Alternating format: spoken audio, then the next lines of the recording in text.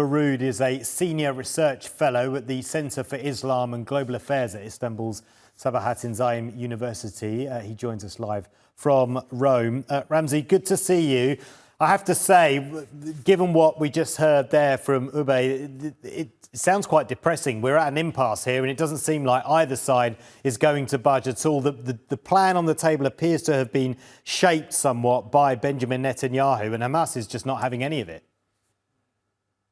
Well, that's right. But I would add to this that the agreement is being disrupted or prevented from not just Benjamin Netanyahu, but Washington itself. I mean, let's remember very, very quickly the timeline of how we got to this point of this so-called impasse. You had Biden in May 31st coming up with a proposal that was supposed to be an Israeli proposal to end the war. Hamas accepted it. The United Nations Security Council passed a resolution based on that proposal.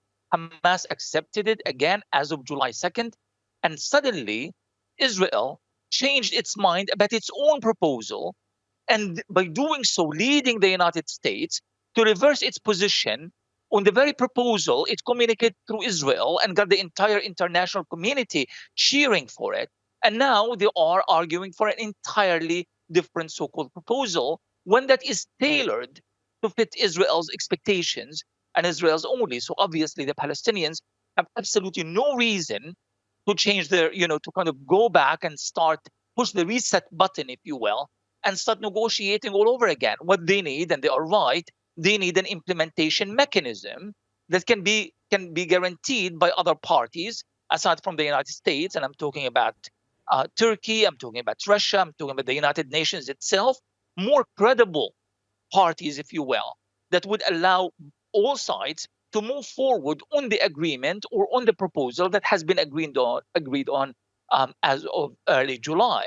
But now we are finding ourselves negotiating once more on the details imposed by Netanyahu, and the Americans, for some reason, are very excited about it, even though it flies against the very face of the spirit of the agreement that the Americans have designated themselves. So I'm trying to look at this from a constructive point of view. How can we get to a way forward? Is there a middle ground between the deal that Benjamin Netanyahu has shaped and influenced and the original deal that was agreed? Maybe a halfway house where we could potentially get some agreement.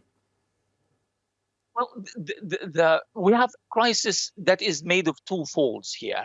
On one hand, you have the United States supposedly being a mediator, while in actuality it's championing the Israeli position, however radical and extremist that position is. That's a problem, and that will continue to be a problem until the international community finds an alternative to American involvement. On the other hand, what Netanyahu is asking for, I mean, he is saying, just about an hour ago, the Israeli newspaper said citing Netanyahu, that we will continue with the war until we destroy Hamas, that we are not sure if an agreement is possible, that we are not going to leave the Philadelphia corridor and Netzarim. Repeated that, Walla news agency reported on that. So where is the American enthusiasm coming from if the main obstacles, essentially Netanyahu is saying, we will continue the war and we are not going to leave Gaza. So let's try to think from a rational point of view, what is it possible for Palestinians to negotiate on?